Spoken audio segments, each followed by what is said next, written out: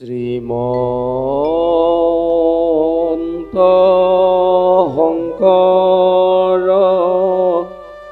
হৰি ভকতৰ জন যেন কল্প তৰু অহন্ত বিনয় নাই নাই নাই আমাৰ পৰম গুৰু এৰাম আমাৰ পৰম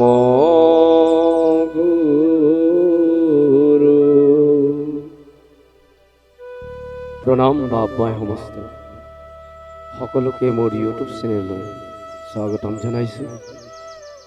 আৰু আজি আমি ক'বলৈ আহিছোঁ, আগৰবাৰ ভিডিঅ'ত পূৰ্ণ কৃষ্ণ ভগৱন্তই সমস্ত কুৰুক্ষেত্ৰ ৰণাঙ্গন যুদ্ধত জয় কৰি যুধিষ্ঠিক ৰাজ্যভাৰ চমজাই পুনৰ ভগৱান শ্ৰীকৃষ্ণই দ্বাৰকালৈ গমন কৰিছে। আৰু ভগৱান শ্ৰীকৃষ্ণৰ দ্বাৰকা গমনৰ কথা আজি ক'বলৈ আহিছোঁ। আৰু সকলোকে এই ভাগৱতৰ অমৃতময় কথা সকলো শ্ৰৱণ কৰা মাত্ৰকে ধন্যবাদ জনাইছোঁ। ভাগৱতৰ কথা শুনিলে, ভাগৱত শ্ৰৱণ কৰিলে পাপ নাশ হয়। ত্ৰেনায়ং ভাগময় মূৰ্তি প্ৰত্যক্ষ সুবৰ্ততে হৰি শ্ৰৱণ পাঠ দৰ্শনা পাপ নাশতি। ভাগৱত শ্ৰৱণ কৰিলে, ভাগৱত পঢ়িলে, ভাগৱত শুনিলে পাপ নাশতি, পাপ নাইকিয়া হয়। এতিয়া আমি আৰম্ভ কৰিছোঁ প্ৰভুসকল। ৰাম ৰাম ৰাম ৰাম শৌনক বদতি তুমি শুনিও কহুত শুনিলো তোমাত কথা অদ্ভুত।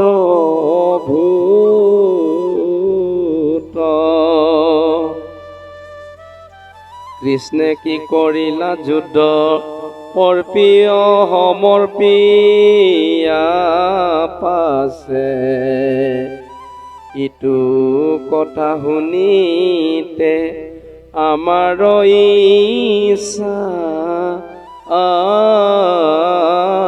আছে। হে প্ৰভুসকল, শৌনক বদতি ঋষিসকলে মহামণি সুদেৱক সুধিছে, কুৰুক্ষেত্ৰৰ ৰণাঙ্গৰ যুদ্ধৰ শেষত ভগৱান শ্ৰীকৃষ্ণই কি কৰিলে? আৰু কৃষ্ণৰ কথা শুনি আমি বৰ ভাল লাগিছে। আৰু কৃষ্ণই যুদ্ধৰ পিছত ক'ত আছিলে, ক'ত থাকিলে, ক'লৈ গ'ল, এই কথা আমাক কৈ দিয়ক আৰু আমি শুনি ভাল লাগে, আমাক কৃপা কৰি এই কথা জনাওক বুলি শৌনক প্ৰমুখে ঋষিসকলে মহামুনি গুৰুদেৱক অনুৰোধ জনাই আছে। এৰাম সুতনি গদতি ঋষি হব শুনা কথা ভাৰত যুদ্ধ কহাংগ কৰি হৰি তথা যুধিষ্ঠিৰ নিপতিৰ বৰায়া উৎসৱ তাকম্বাৰ প্ৰীতি আদি সাদিলা মাধৱ।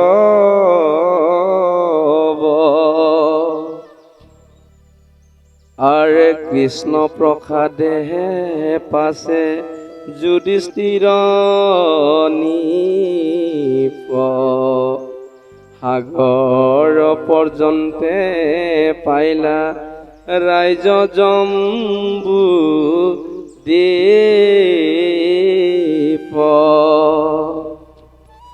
এৰাম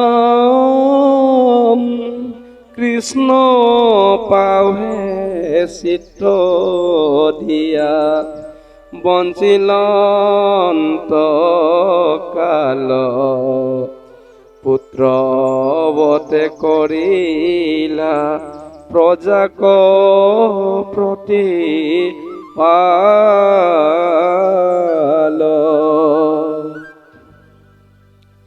প্ৰণাম প্ৰভুসকল। যুধিষ্ঠিৰ অনুৰোধ মৰ্মে ভগৱান শ্ৰীকৃষ্ণই হস্তিনাপুৰত কিছুমান দিন যুদ্ধৰ শেষতো কিছুমান দিন আছিলে আৰু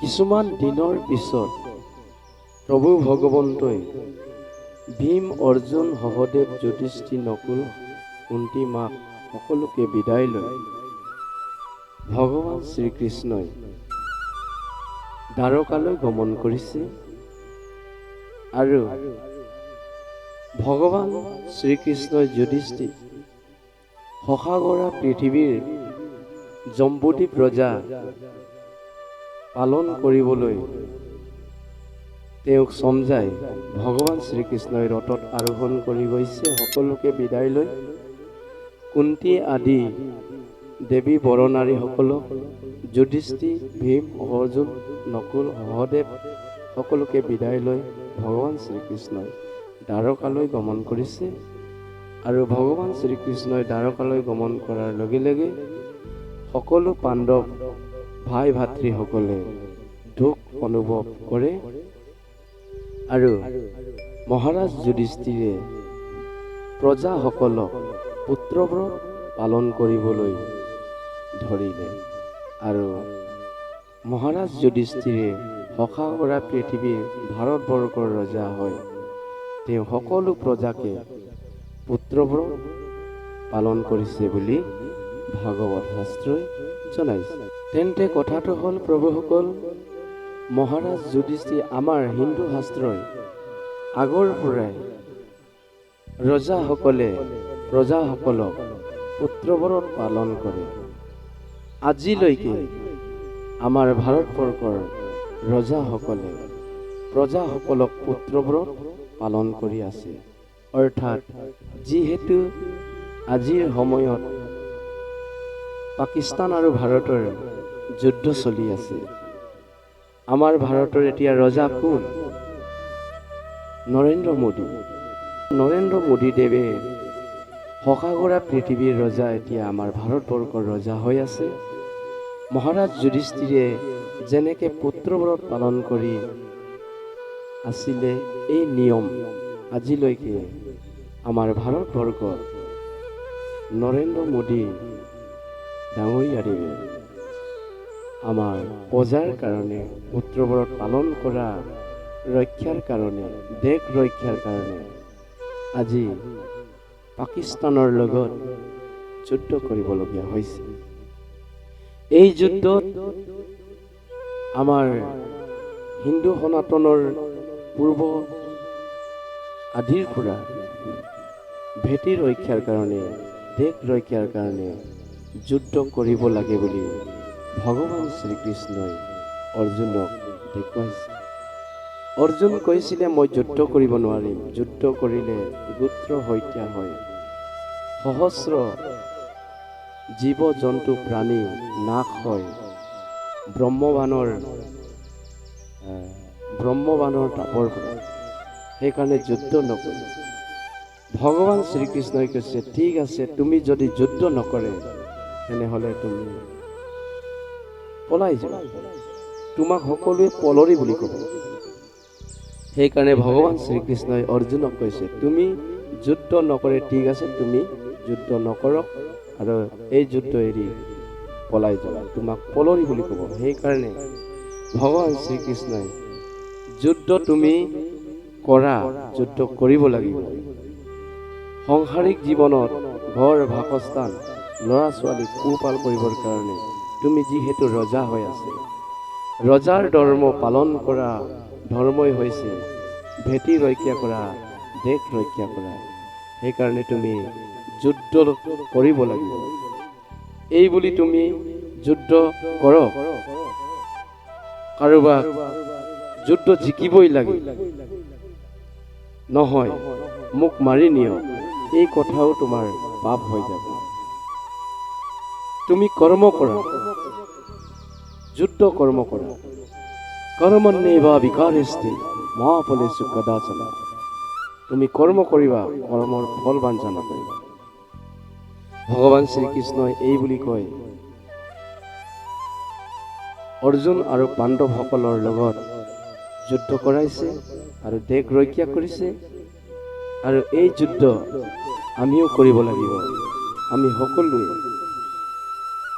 আমাৰ দেশ ৰক্ষাৰ কাৰণে সৈনিকসকলে দিন ৰাতি নাখাই নবৈ ইমান কষ্ট কৰি আছে আমাৰ কাৰণে। সেইকাৰণে প্ৰভুসকল, কোনেও ভয় কৰিব নালাগে। আমাৰ ভেটি ৰক্ষাৰ কাৰণে, দেশ ৰক্ষাৰ কাৰণে সকলোৱে যুদ্ধত নামিব লাগে আৰু যুদ্ধ কৰিব লাগে। আমি যুদ্ধলৈ ভয় কৰি থাকিলে নহ'ব। আমি সকলোৱে একেলগে যুদ্ধত নামিব লাগিব, যুদ্ধ ক্ষেত্ৰলৈ। সেইকাৰণে শশাগৰা পৃথিৱীৰ জম্বুদ্বীপ ৰজা মহাৰাজ যুধিষ্ঠিৰে ৰজা পালো বুলি সুখ শান্তিৰে নাথাকিলে। তেওঁ সকলো প্ৰজাক পুত্ৰব্ৰত পালন কৰিছে। আৰু এই পালন কৰা হিন্দু শাস্ত্ৰত আমাৰ আছে। এই হিন্দু শাস্ত্ৰৰ মতে আজিৰ কলি যুগৰ ৰজাসকলেও আমাৰ দেশ ৰক্ষাৰ কাৰণে সকলোকে পুত্ৰব্ৰত পালন কৰিছে। আৰু সকলোৱে আমি ৰজাই যদি পুত্ৰব্ৰত পালন কৰিছে, আমিও সন্তানৰ ব্ৰত পালন কৰিব লাগে বুলি সকলোকে ভাগৱতে আমাক দেখুৱাইছে। মোৰ নিচিনা মূৰমতীয়ে এই কথা কোৱা নাই। এই কথা আমাৰ হিন্দু শাস্ত্ৰ, উত্তম শাস্ত্ৰ গীতা ভাগৱতে আমাক কৈ দেখুৱাইছে। আমি গাওঁ নহয়, শাস্ত্ৰৰ উত্তম গীতা ভাগৱত, ধৰ্মৰো উত্তম নাম, দেৱৰো উত্তম দৈৱকী নন্দন, চৰণে কৰো প্ৰণাম। কি বুলি কৈছে? শাস্ত্ৰৰ উত্তম গীতা ভাগৱত। শাস্ত্ৰৰ উত্তম শাস্ত্ৰই হৈছে গীতা ভাগৱত। মহৎ ঋষি বেদব্যাগে 4 বেদ 14 শাস্ত্ৰ, 4 ভেদ 14খন শাস্ত্ৰ আৰু 18 পুৰাণ লিখিও শ্ৰেষ্ঠতম হ'ব নোৱাৰে, শ্ৰেষ্ঠতম হ'ব পৰা নাই। শ্ৰেষ্ঠতম শাস্ত্ৰ এটাই হ'ল গীতা ভাগৱত। সেইকাৰণে কৈছে শাস্ত্ৰৰ উত্তম গীতা ভাগৱত।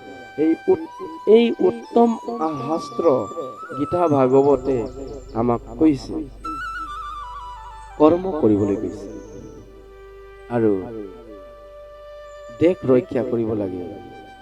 আৰু ভেটি ৰক্ষা কৰিবৰ কাৰণে ভকতিৰ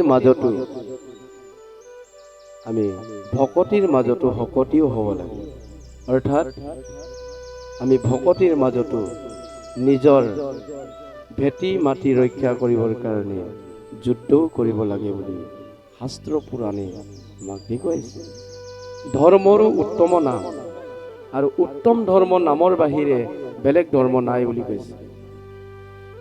আমাৰ ভাৰতবৰ্ষত বিভিন্ন ধৰ্ম আছে, কিন্তু সকলো ধৰ্ম পৰিত্যাগ কৰি তুমি নামকে শ্ৰেষ্ঠ ধৰ্ম বুলি ভগৱন্তই কৈছে, নাম লোৱা। সৰ্বধৰ্মানম পৰিত্যজ্য মামেকং শৰণম ব্ৰজ অহম তহম সৰ্ব পাপেভ্যো মোক্ষয়িষ্যামি মা শুচঃ। তুমিও সকলো ধৰ্ম পৰিত্যাগ কৰি অকল নাম ধৰ্ম কৰিবলৈ কৈছে। নামে হৈছে ভগৱান শ্ৰীকৃষ্ণ, বাসুদেৱ শ্ৰীকৃষ্ণ। নামে সুদৰ্শন, নামে পদ্মনাভ। এই নামক যদি ধৰ্ম কৰে, নামক লয়, তেতিয়া হৈছে উত্তম ধৰ্ম হৈছে নাম। সেইকাৰণে বেলেগ আলজাল ধৰ্ম ল'ব নালাগে প্ৰভুসকল, নামেই শ্ৰেষ্ঠ ধৰ্ম বুলি কৈছে, ধৰ্ম বেলেগ নাই। সেইকাৰণে প্ৰভুসকল, আজি এই ভিডিঅ'টি মই ইমানতে সমাপ্ত কৰিছোঁ, আৰু পুনৰ পিছৰ ভিডিঅ'ত আমি কিছু কথা পাম। ভগৱান শ্ৰীকৃষ্ণই দ্বাৰকালৈ গমন কৰি কি কৰিছে এই কথা আমি পিছত পাম। আৰু আজিলৈ ইমানতে ভিডিঅ'টি সমাপ্ত কৰিছোঁ। পুনৰ লগ পোৱাৰ প্ৰতিশ্ৰুতি দিওঁ। কৃষ্ণ।